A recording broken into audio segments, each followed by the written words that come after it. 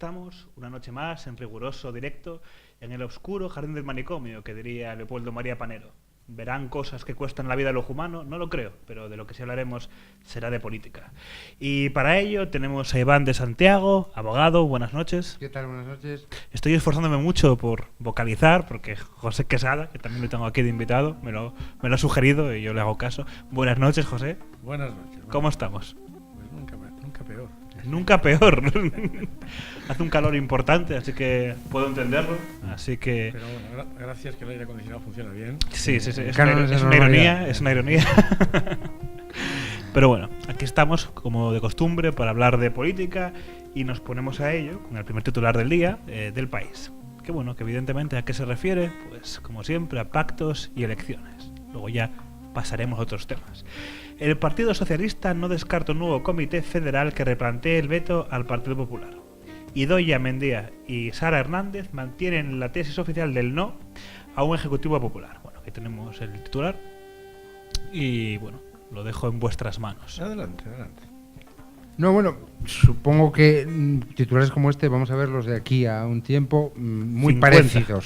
parecidos, ¿no? Quiero decir, hoy es un poco te quiero más, mañana te quiero un poco menos, nos rondamos, bailamos, no bailamos, pero avanzan las cosas bien poco, ¿no? Por otra parte, bueno, el presidente del gobierno va teniendo sus contactos con las fuerzas por orden inverso a los escaños y va teniendo pues calabazas y sin embargo buenos resultados. Si nos preguntamos qué habría que hacer, claro, cada votante tiene una opinión distinta. Es decir, supongo que cada votante tiene una opinión distinta. Yo lo que sí creo es que no nos debiéramos permitir nunca tener unas terceras elecciones. Eso creo que es un lujo que en la situación que tiene este país ahora mismo no se debiera permitir jamás. Eso, más o menos. Bueno, efectivamente yo estoy de acuerdo contigo que esto lo venimos escuchando ya hace tiempo y lo seguiremos escuchando un tiempo más. La verdad es que hasta demasiado, nos tienen hartos, estamos hasta saciados de tanta política. Y yo, como no soy político, no cambio de parecer y voy a decir lo mismo que ya dije en reiteradas ocasiones, en diferentes foros, creo que aquí alguna vez. En este momento los españoles hemos hablado, nos guste o no guste, nos hemos posicionado. Está claro que quien tiene que dar un paso adelante y tratar de formar gobierno es el Partido Popular, es quien debería de preocuparse por encontrar apoyos.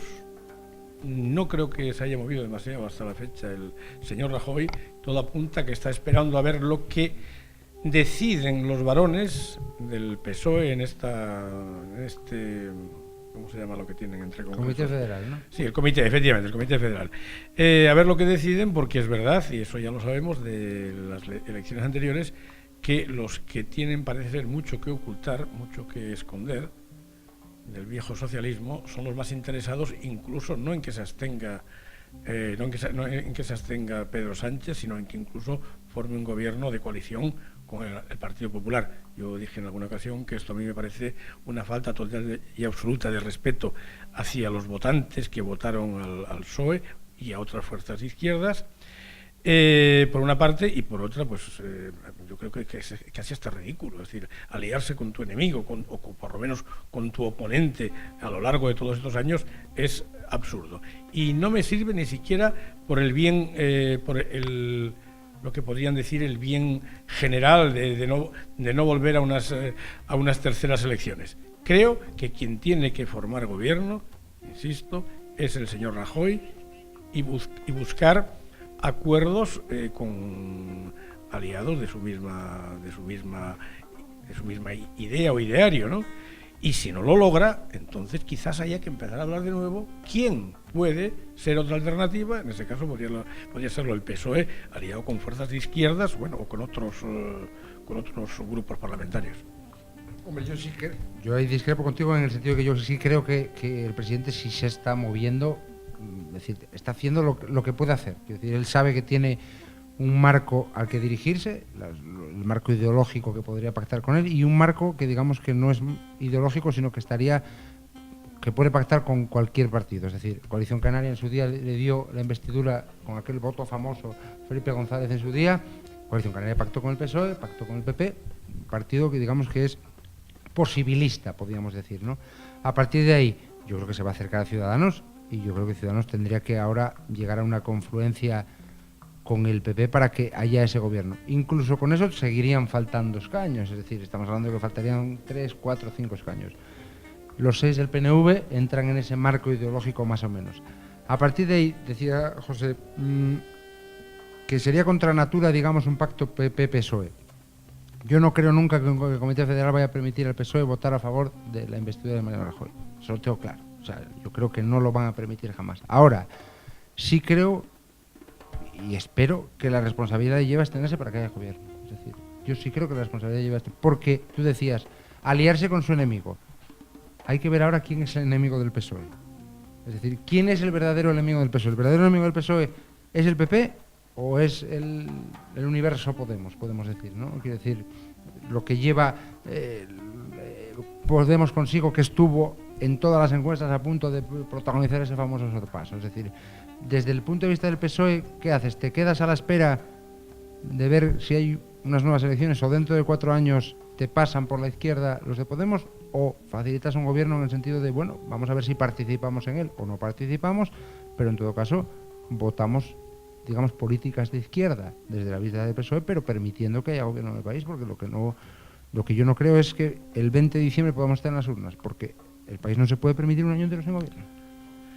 Vamos a ver, abstenerse o votar a favor de la investidura, el resultado es el mismo. Sí, claro, no cabe el voto en contra.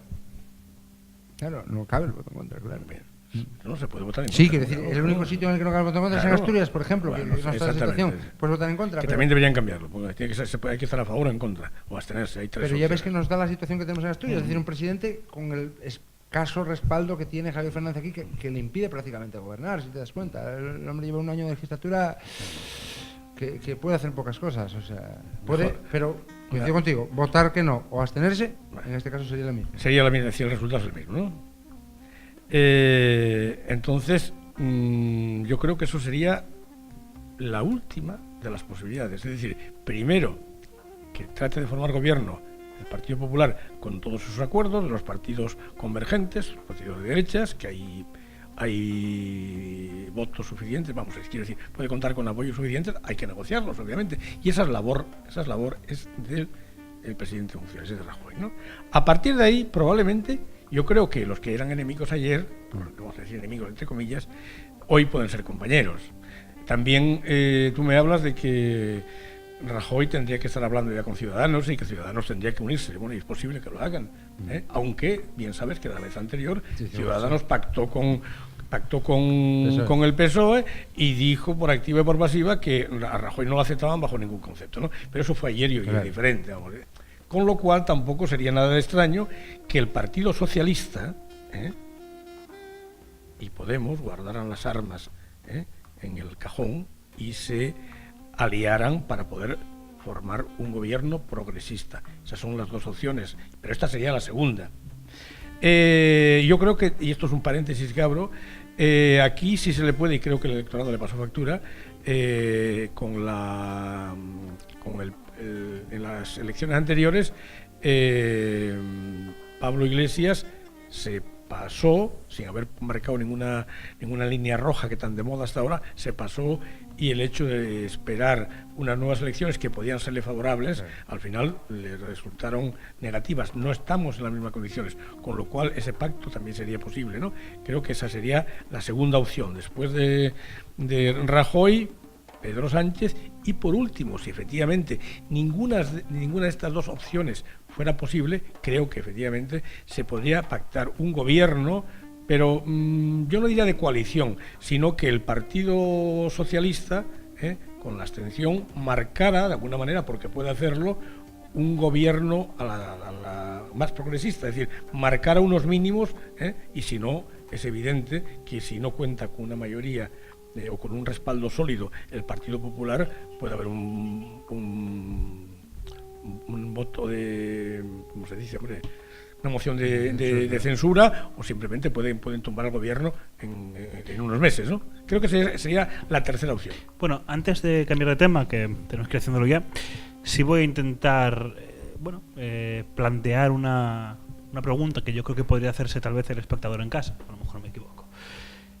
Hablamos constantemente la posibilidad de un pacto entre Partido Popular y Ciudadanos. Sin embargo, Partido Popular, Rajoy, no para de referirse constantemente al Partido Socialista. No he visto prácticamente referencias, es que de hecho no he visto, creo, referencias a la unión con Ciudadanos todavía. ¿Por qué?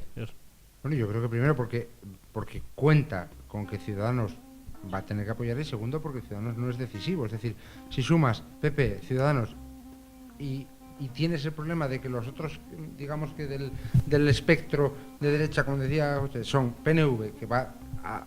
Ya llegó ayer a decir cosas como el acercamiento a los presos vascos, que yo no sé si hay presos vascos o presos andaluces o presos asturianos, pero son presos, y en este país no hay presos políticos hace 25 años, eso hay que dejarlo claro, o Convergencia, que evidentemente te va a traer el problema catalán, no vas a llegar a un acuerdo con ellos. Entonces, yo creo que verdaderamente Rajoy siempre piensa que va a tener que llevar el apoyo expreso con un sí o con una abstención de Ciudadanos, pero que va a tener que pasar por el PSOE. Es decir, que el PSOE va a tener que... Y no deja de ser, pese a que el PSOE tiene el peor resultado de la historia, porque 85 escaños, nadie se los hubiera dicho con un partido histórico como el PSOE, Ciudadanos son 32 ahora mismo. Yo creo que está más cercano al espectro ideológico y más cercana un acuerdo con Ciudadanos que ese con los varones del PSOE. Hombre, gracias a Dios, los resultados son bastante malos, tanto para el PP como para el PSOE, puesto que el bipartidismo, y vuelvo a decir, gracias a Dios, yo soy cristiano, soy creyente, se acabaron, ¿no? Se acabó el bipartidismo, ¿no? Ahora bien, la política o la forma de Rajoy es la de siempre, es la del avestruz. Es decir, Rajoy va por el camino más sencillo. Pues claro que para él sería mucho más fácil. Y si fuera a aliarse con el Partido Socialista y adelante, y a seguir haciendo lo que hicieron durante los últimos 30 años. Porque realmente, si estamos como estamos, es gracias a estos dos partidos. Pero ¿por qué dices que el resultado para el PP es malo? Date cuenta que nadie le hubiera dado 137 escaños antes de empezar. Pero el voto oculto... Ni ellos mismos tampoco se lo imaginaban. Seguro, esto es el efecto rebote. Esto se lo regaló... Por eso te digo que el voto oculto de ese domingo, daros cuenta que estaban hablando de los sondeos 118... Cuando empiezas a ver los resultados y te pasan 133, dices, evidentemente el voto oculto esta vez era el del PSOE, entonces yo no creo que haya sido un mal resultado para Mariano Rajoy estas elecciones. O sea, fue mejor que el anterior, pero sigue siendo malo. Hombre, un partido que llegó a tener muchas veces mayor. Sí, bueno, bien, vale, pero que le saca bueno. a la segunda fuerza política, mira lo que le saca. Bueno, pues sí. Y en la segunda vuelta, porque una vez más el voto del miedo, es decir, la gente tiene miedo, hay gente mayor aquí todavía hay gente que pero ¿por qué el voto del miedo, José? Porque hombre, ese voto del miedo, yo no creo que ¿cuánto nadie... tiempo hace que no se vuelve a hablar de Venezuela? Desde que pasaron las elecciones no se volvió a hablar de Venezuela. Hasta entonces era todos los días, es decir, que si ganaba Podemos iba a pasar lo mismo que en Venezuela, que si no íbamos a tener ni para comprar papel higiénico. Esto es lo que escuchábamos todos los días. Ese es el voto del miedo. Y en este país, como en otros, hay mucha gente que sigue teniendo miedo, ¿eh? Hombre, sigue teniendo miedo. Yo fíjate que yo creo que el ciudadano cada vez está más preparado, cada vez ve más, escucha más, oye más televisión, lee más prensa y está más informado. Es decir, yo creo que el voto de la gente de ahora vale mucho más intelectualmente que el de hace 25 años. Si eso te supone un alivio, pues bien, vale. En todo caso, no, es decir, yo valoro el voto de la gente como gente preparada, no me parece que tenga miedo. El PP gobernó este tiempo mal, gobernó mal. El pueblo está claro que pide un cambio, pide un gobierno más progresista, que no lo va a hacer nunca el PP, pero precisamente porque se acabó el bipartidismo. Si no, pues probablemente, si no hubiera más que como hasta ahora el PSOE y el PP, pues probablemente seguirían gobernando ellos, ¿no?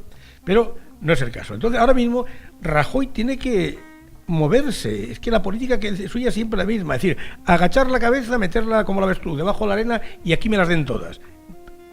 Vamos a ver, a Rajoy puede que no le podamos acusar de ser corrupto, de haber metido en la mano directamente en el cajón. Puede que no seré yo quien lo acuse, ¿no? Pero Rajoy es cobarde. ¿Es cobarde? ¿Pero por qué? Es alguien que tiene 137 escaños y dice... Pero no, vamos a ver.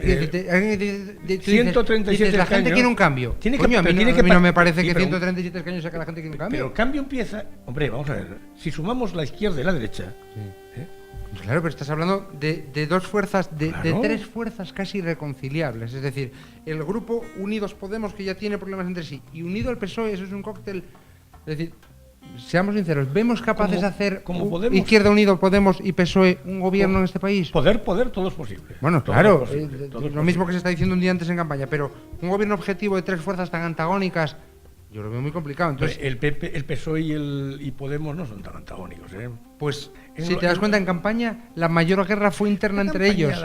Bien, pero bueno, porque hay rencillas anteriores. También las tenía el PP con Ciudadanos. Pero nosotros no podemos darle importancia. Nosotros lo que nos interesa es el cambio. Y está claro que el Partido Popular lo votó un 30% de Ciudadanos. Hay otros 70 que quiere un gobierno, quiere un cambio, quiere un gobierno más progresista. Pero que sí, pero el 21 no nos lo puede dar el PP, que va a seguir con más de lo mismo si le dejan por lo menos. Pero escucha, el 21 que vota Podemos no quiere, o sea, el 23 que vota el PSOE por ciento no quiere el gobierno con el 21 con el de Podemos. Entonces, bueno, yo si quieren o no quieren no lo sé, pero vamos a ver, los dos partidos siendo de izquierdas pueden llegar a puntos de encuentro más fácilmente que con un partido de derecha. Yo solo digo que en una encuesta que leí unos días antes de las elecciones decía que el 70% de los votantes de Ciudadanos estaban arrepentidos del pacto Ciudadanos-PSOE. Es decir, que no creían que su voto iba a ser un voto para la investidura de Pedro Sánchez. Y metieron la pata. Metieron la pata Ciudadanos y PSOE, sobre todo Ciudadanos. Pero yo creo que lo comentaba aquí el otro día. Los dos partidos jóvenes, es decir, con los líderes más jóvenes, son los que más votos perdieron. La falta de experiencia, está claro. Pero no, yo hicieron pactos equivocados. Es decir, ¿tú crees que, yo pregunto en voz alta y te traslado una pregunta, Podemos, que es muy de consultar las bases y te das cuenta que todo lo somete tal, si Podemos someterse a las bases de una investidura de Pedro Sánchez, ¿tú crees que la conseguiría? Yo creo que es muy difícil. Bien explicada, sí, porque es que vamos a ver, no hay más opción. Es decir, si Podemos quiere hacer algo por el país, tiene que hacerlo desde la izquierda y no tiene más opción que apoyar al PSOE. No hay otra. Ellos no pueden. 70 ya tuvieron ¿no? la oportunidad, tuvieron una oportunidad histórica. Y la dejaron pasar. Bueno, y el electorado le pasó factura. Vale. Y ahora, si llegara el caso, que digo, esta sería la segunda opción, de las tres que yo veo, sería la segunda. Si la vuelve a dejar pasar, entonces, vamos a ver, entonces sí que desaparecería el movimiento. Lo decía Pablo Iglesias otro día, ¿no? En 4 años o gobernamos o nos damos una hostia del carajo, algo así, utiliza una expresión parecida. Bastante grosera, por cierto, pero bueno, hay que mirar también en el contexto en que lo dijo. Entonces, yo creo que está ahí primero el Partido Popular. Segunda opción, la izquierda, si no hubiera, y por último, tendrán que llegar a un pacto de Estado y bajarse los pantalones los dos, el PP y el PSOE, y aunque sea un gobierno para 2 años, pero para salir del estancamiento. Sí, para salir de la situación. Bueno, hay que cambiar de tema ya. Bueno, tú mandas. Mando, así que cambiamos de tema, hablando lento, como un ente. No es hablar lento, es vocalizando. Vocalizar. Bien, eso es perfecto. Muy bien. Bueno, siguiente tema de ámbito asturiano, del comercio. Médicos del SESPA denuncian maquillaje y enchufismo en las listas de espera. Podemos quiere auditar a facultativos que trabajan en la sanidad pública y en la privada en busca de trasvases de pacientes. Ramón Abascal tiene la idea de romántica. Este es el tema que propongo para ahora. Bueno, voy a empezar yo. Bien. Yo creo que esto es tan viejo como la peonza, vamos. Que hay enchufismo, yo creo ya haberlo vivido yo personalmente hace años. Era muy sencillo tener un amigo médico. Oye, que tengo que hacerme una radiografía, un análisis de no sé qué. Bueno, venga a verme para la consulta. Quizás no fuera a los niveles que está ahora, que efectivamente está institucionalizado. Hay médicos que trabajan en la sanidad privada y al mismo tiempo en la pública. Para mí tendría que estar prohibido. Que derivan, en fin, que hacen lo que les da la real gana, ¿no? O cosas como la camilla esa que la alquilan, que derivan pacientes a la sanidad privada, pues eso mismo también está ocurriendo, aunque no sea de lo que hablamos ahora, también pasa con la educación. Es decir, de alguna manera se está favoreciendo lo privado con un presupuesto al erario público. Pero esto ya digo, es viejo. Que la sanidad está politizada, y yo preguntaría, ¿qué es lo que no está politizado en este puñetero país nuestro, en esta España nuestra? ¿Qué es lo que no está politizado? Todo está politizado. Están las televisiones, las públicas, están las privadas, están los periódicos, están las cadenas de televisión, sí, está todo. Entonces, ¿qué? ¿Habrá que cambiar algo? Pues probablemente haya que cambiar muchas cosas. ¿Que hay que investigar a esta gente? ¿Que dicen fiscalizarlos o qué? O no sé lo que propone ahí el periódico. Pues seguramente que sí, porque si no, llega un momento en que nos lo tomamos como con la corrupción. Es decir, es normal que todo el mundo vaya y meta la mano en el cajón, porque oye, es inherente al carácter del ciudadano español. Hombre, la lista de espera, quiero decir, la lista de espera es un hecho lamentable. Nadie tendría que tener una lista de espera por tener una intervención quirúrgica o cualquier cosa así. Decía ayer, precisamente decía esa noticia que bueno, que claro, que se están atendiendo cosas livianas como una vasectomía, ponía el ejemplo, y que eso sobrecargaba a los tal. La compatibilidad de la consulta pública y privada es legal. Eso sabemos que es legal, quiero decir, es legal. Bueno, lo que no es legal es derivar un paciente. Es legal mientras no deje de serlo. Es decir, la incompatibilidad de lo público y lo privado para mí ya tendría que estar... El problema es que yo creo que a los médicos, en el caso de los médicos, si incompatibilizas el cargo público con el privado, te quedas sin médicos públicos. Es decir, los grandes profesionales tienen las dos consultas. Es decir, ante la duda de no puedo trabajar en la pública o en la privada, a lo mejor haría un éxodo a la empresa privada. Entonces, ese es el riesgo. A partir de ahí, todo lo que hay que hacer es el esfuerzo fundamental porque la lista de espera mengue. Yo no creo que haya tampoco algo tan global como para abrir una comisión de investigación como se abrió sobre las listas de espera, ¿no? Que las dos comisiones que se abrieron acabaron como acaban las comisiones de investigación en este país, que abrir una comisión de investigación es perder mucho tiempo, gastar mucho dinero y no sacar ninguna conclusión. Sobre todo ninguna conclusión efectiva, porque como sabemos la comisión de investigación saca al final un pliego que dice muy bien, muy mal, lo hizo usted muy bien, o muy mal, pero no tiene eficacia ninguna. No es vinculante. Claro, entonces a partir de ahí, ¿hay que reducir esta espera? Sí. ¿Cómo hacerlo? Pero mi pregunta es la siguiente: ¿por qué crees tú que haciendo incompatibles la sanidad pública y los profesionales públicos de los privados ¿Puede haber un éxodo? ¿por qué? Porque probablemente los mejores médicos ganen más en la privada. Depende, si la sanidad pública es como tenía que ser como fue casi siempre, a lo mejor no. No va a poder competir objetivamente en salarios la sanidad pública con lo que gana un médico en la privada. Pero vamos a ver. Entonces, pero es muy sencillo. Si la medicina privada la tienes que pagar de tu bolsillo, ¿quién va a ir a pagar esos sueldos tan grandes a esta gente que se va a marchar a la medicina privada? Ya, pero la gente No, la gente no. sigue yendo a las consultas privadas. ¿Qué va, hombre? La gente va para cositas muy concretas. En la privada... Yo desconozco el caso de los mejores médicos, pero bueno, conozco personas que trabajan en clínicas privadas y hasta donde yo sé, los sueldos son inferiores. No, claro, en la clínica privada sí, pero estamos pensando en el médico que tiene la consulta en su casa. Ah, vale. Es decir, no en la clínica privada, el que trabaja en el centro médico. En y el médico igual. No. Estoy pensando en el que tiene la consulta en su casa. Pero el médico tampoco.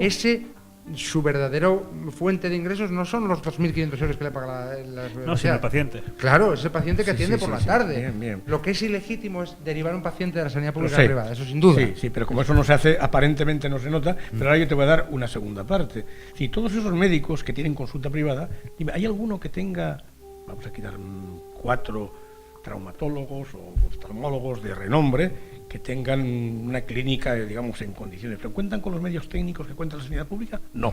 Lo que ocurre es que los que tienen consulta privada, cuando tienen que hacer un estudio radiológico de cualquier otro aparato de estos, los mandan a la Seguridad Social y luego los atienden ellos. Vamos a ver, todo eso... Eso no sé si lo pueden hacer ya, José. Pero lo hacen. No, que decirte... Claro, poder no se puede hacer. Radiología tiene una lista de espera 4 meses. ¿Y por qué?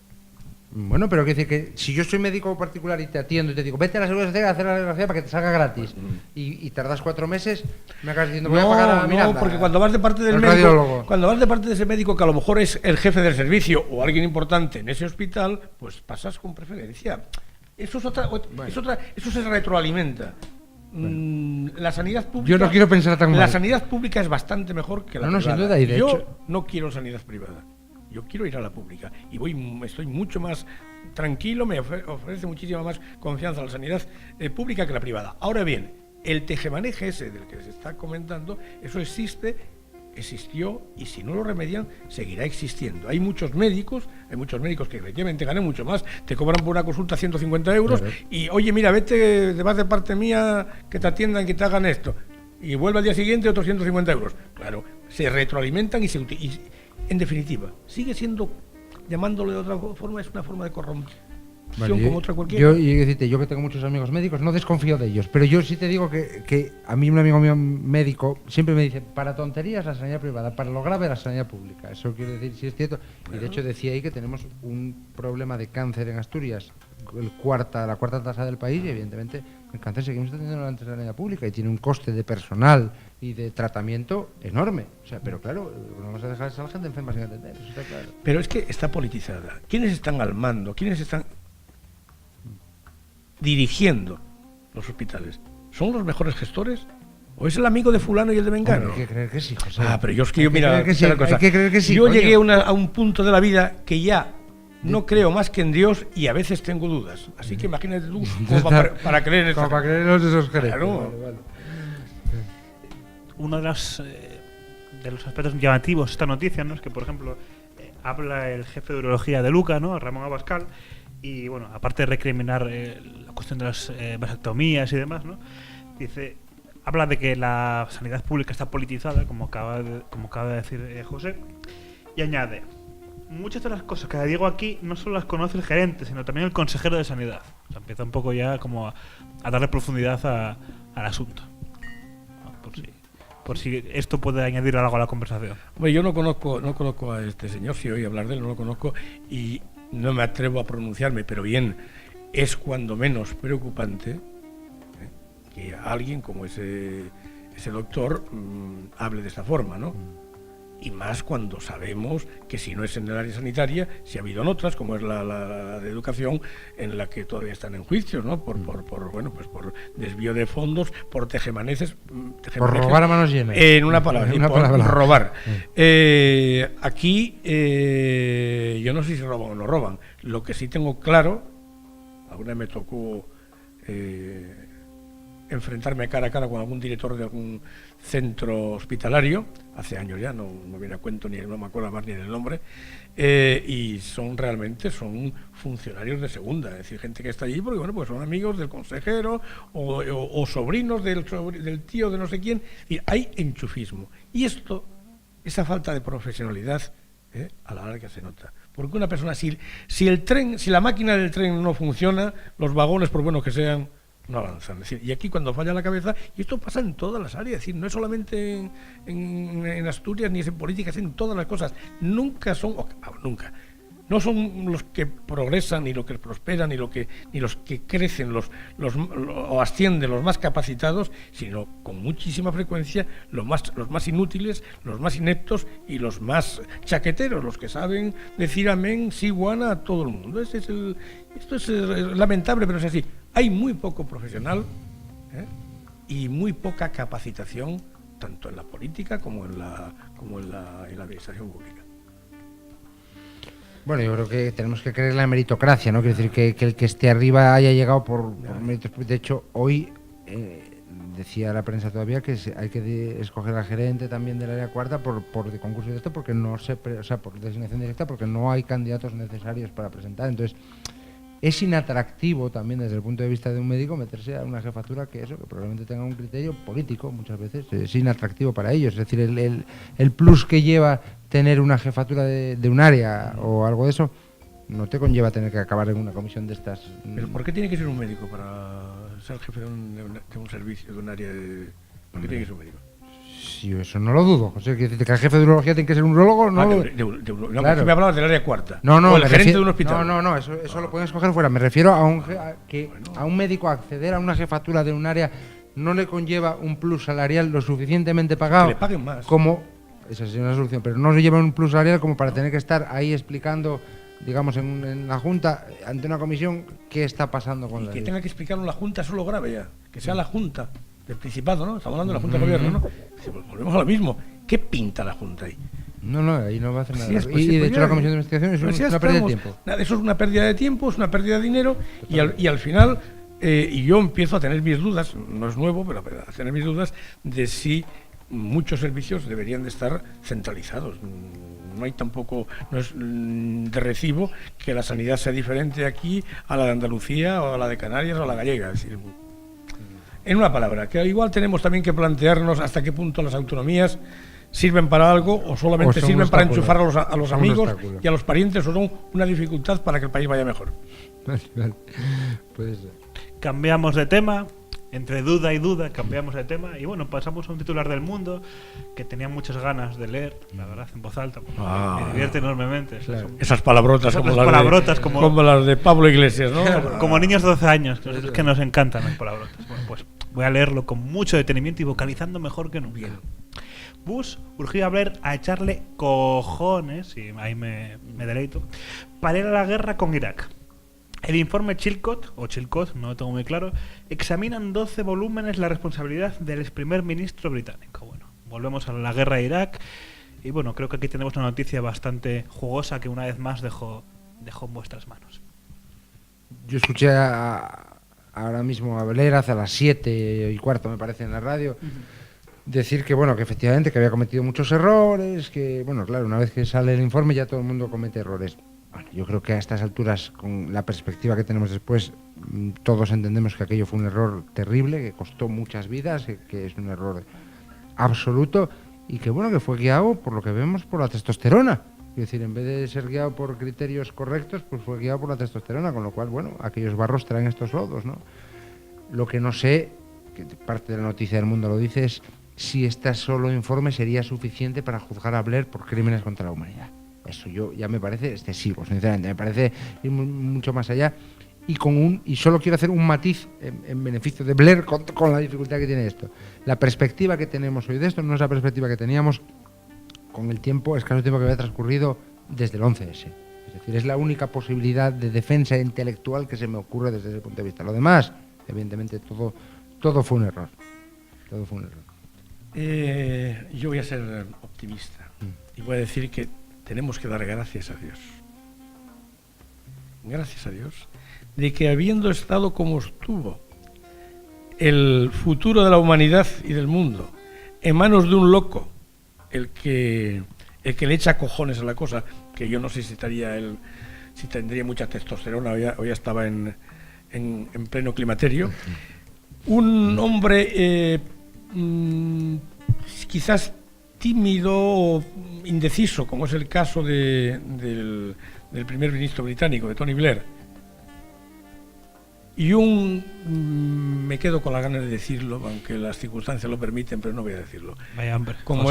Un soplapollas como fue el señor Aznar, que con tal de salir en la foto allá en las islas, que fue en las Azores o donde se sacaron la foto, que creo que tuvo que ponerse encima de un peñón para que se le viera la foto, pues eso, nos metió en un lío internacional, un lío del que todavía estamos pagando las consecuencias, porque si el 11S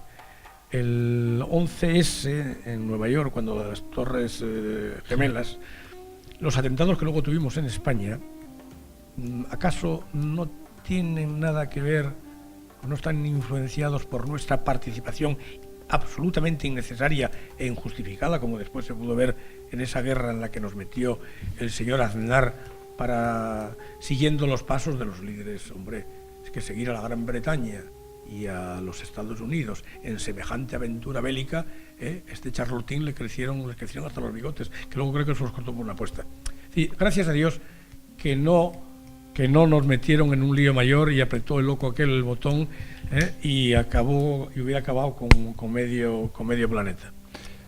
Yo, coincidiendo contigo en que es un absurdo y efectivamente no teníamos que haber ido nunca, yo no le veo, o sea, no sé si lo que pasó en Madrid, lo que pasó en París y todo eso tiene que ver con esto. Digo porque estos no eran muy capaces, pero los otros son una banda de locos, es decir, no tienen criterio, matan porque se lo dice Alá, evidentemente, contrariamente a sus propios libros religiosos. Entonces, yo no sé si hubiéramos estado o no en la guerra de Irak, hubiéramos tenido un 11 de marzo igual, o hubiéramos tenido Bruselas, o hubiéramos tenido París, ¿no? Es decir, no le veo esa relación de conectividad entre los dos. Ahora, dicho eso, evidentemente, entrar en Irak como se entró es un error absoluto. Es un error absoluto y ahora sabemos por la testosterona y porque, bueno, Bush tenía la sana intención de tomar Irak como fuera. Bueno, pues evidentemente Bush yo creo que no tenía. Bush lo que faltaba era algo. Yo creo que lo comenté el otro día. Bush, si no es por su padre, que de alguna manera lo debía de ramalear un poco, podía haber hecho cualquier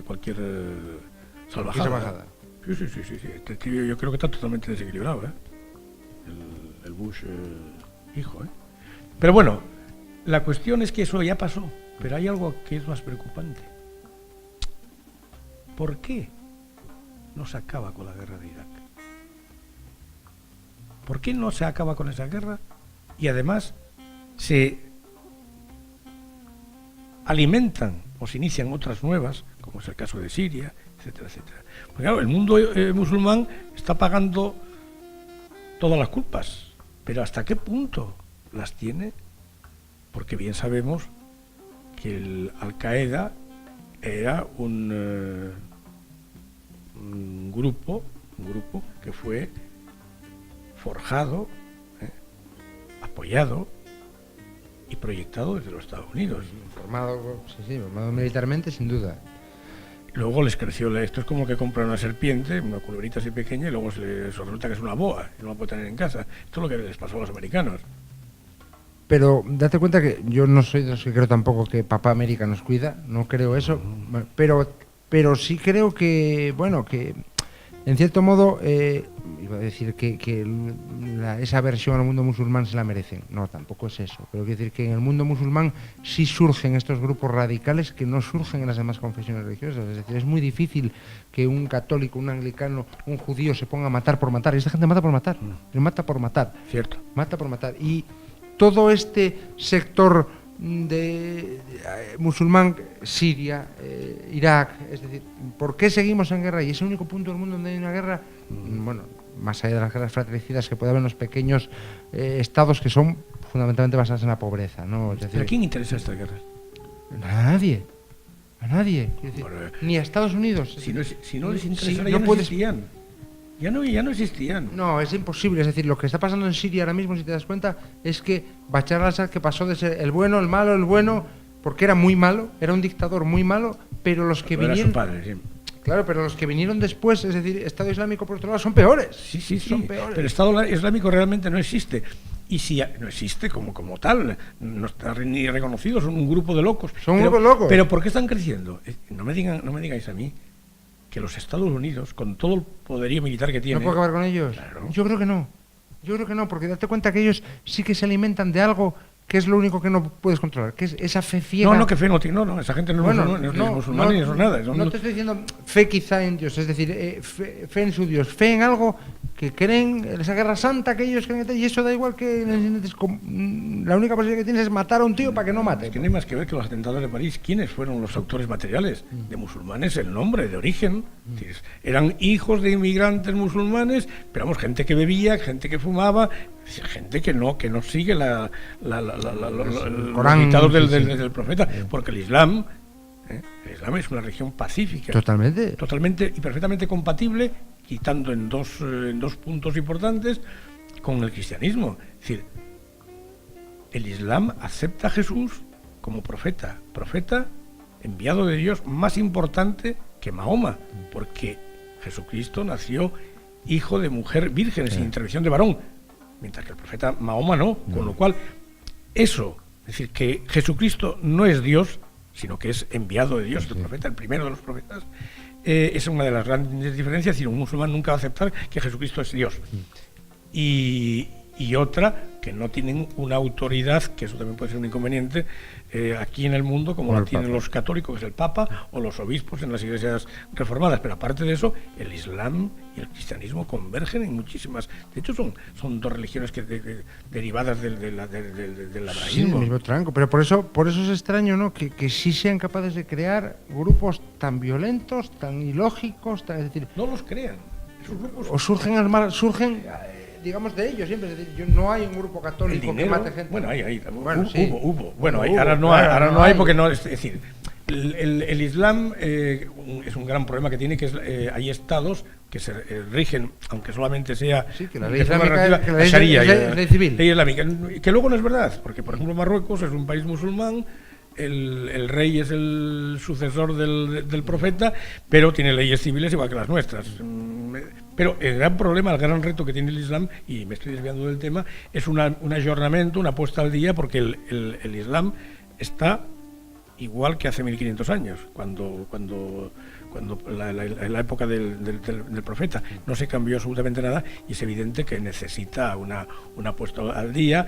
La lengua, el árabe también evolucionó, no es el mismo el de ahora que el de entonces. Ese es el gran problema, ¿no?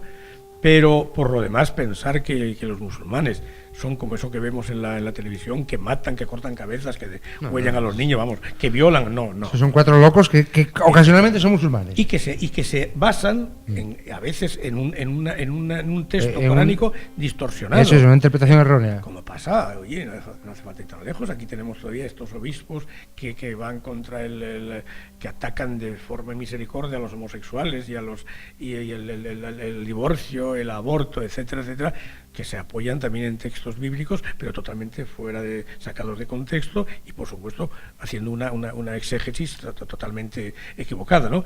Claro que aquí no es lo mismo, no podemos decir que un obispo salga diciendo que a los homosexuales había que mandarlos a todos al infierno, no es lo mismo que lo que estamos viendo en estos países donde efectivamente matan a niños, violan a mujeres, es decir, no hay ninguna religión, nadie puede matar en nombre de Dios. No hay ningún grupo que esté. Pero es cierto que esto detrás tiene que haber alguien, algún poder oculto que los alimente, que les facilite medios. Pasa que era lo que tú decías, es decir, yo lo que veo es muy difícil acabar con estos grupos, es decir, son tan... tenías Hezbollah que era radical pero no mataba, te surge el Estado, surgió Al-Qaeda, la rama norte de Al-Qaeda, estos que también raptaban un montón de chicas, no me acuerdo cómo se llaman. Sí, no me acuerdo del nombre, pero sí. También, vale, bien. ISIS, cada día tienen un grupo distinto y nacen un grupo distinto. Es muy difícil de controlar. Yo no creo que nunca ningún Estado sea capaz de llegar a arrasar un Estado físicamente. Y la Unión, estamos hablando constantemente de matar por matar y demás, utilizáis términos así, evidentemente son crímenes... Boko Haram, ahora me acabo de acordar cómo Boko Haram, que actuaban en los países... En Nigeria y... Que ahora está suscrito también ahora es parte de Estado Islámico. Ahora es parte de Estado Islámico. Suscrito, digo, como si fuera una revista. Es un Estado islámico que no tiene territorio, no tiene nada. Pero vamos a ver, es evidente que eso cuesta muchísimo dinero. ¿De dónde sale todo ese dinero? Bueno, yo creo que ellos... ¿Quién compra el petróleo que ellos roban? Petróleo, drogas, armas, prostitución, siempre las bases de financiación ilegales de siempre. Esto pasa como con la prostitución, con las armas, efectivamente. ¿La culpa de quién es? ¿Del que lo vende o también del que lo compra? Es que es más de lo mismo. No interesa acabar con ello. Y yo podía, pero ya debíamos entrar en cosas más profundas, pero detrás de todo esto hay otra religión, otros religiosos que, por supuesto, teóricamente creen en el mismo Dios, pero luego resulta que todos los que hacen esto no creen en nada, que probablemente esté interesado en eso. Sí, claro. Estoy hablando en este caso del judaísmo, de los judíos, porque es indudable que quien manda en los Estados Unidos... Económicamente, sin duda. Es el lobby judío. Económicamente, sin duda. Que no llevan el kepi, eso, lo que llevan en la... Pero son los dueños de los grandes negocios. ¿Cómo se explica si no que pueda sobrevivir un país artificial totalmente, como es el Estado de Israel, pequeño, rodeado de enemigos por todas partes, y cómo prosperó? El Estado de Israel es del año 48, fíjate tú. Sí. Son 4 días, y fíjate tú lo poderoso que es, militarmente, económicamente. Bueno, es un Estado artificial, pero que efectivamente luego creció económicamente y con un poder real y bueno, muy grande. ¿Cómo? ¿Quién alimenta todo esto? ¿Tiene que venir de alguna parte? En Estados Unidos es cierto que... ¿Es necesario tener un enemigo? Si hace falta inventar ese Daesh o ese ISIS, ¿hace falta inventarlo para justificar ciertas cosas? No, en pleno siglo XXI, con las matanzas tan indiscriminadas que hace esta gente, pero los que no creo que nadie lo pudiera justificar. Pero no, que nadie lo va a justificar, no, al contrario. Las imágenes de Siria, tú las ves. Sí, por supuesto. Las imágenes de Siria son terrible. Y además es un problema que se nos está trasladando a Europa, es decir, toda la gente, todos los problemas que tenemos, que nosotros no tenemos un problema, los que tienen problemas son los refugiados fundamentalmente, esa gente son gente que huye de todos estos locos, joder. O sea, bueno, el programa llega ya a su fin. Ajá. Se ha hecho corto. Sí, pues sí. Yo estaba ahora ya empezando con el empezando. Empezando yo a coger carrera. Bueno, pues muchas gracias a los dos. Hemos tratado 3 temas interesantes, queda uno más, pero hacer los 4 ya es como misión imposible. Muy tranquilo y no hubo... Yo venía preparado para el... Bueno, gracias a los dos. Bueno, a ustedes les dejamos ya para que se vayan y bueno, espero que les haya gustado el programa y si han visto algo extraño, probablemente es que mientras aquí estamos sufriendo de calor, en realización estaban comiendo pizza. Yo ahí lo dejo. En fin, un saludo y buenas noches.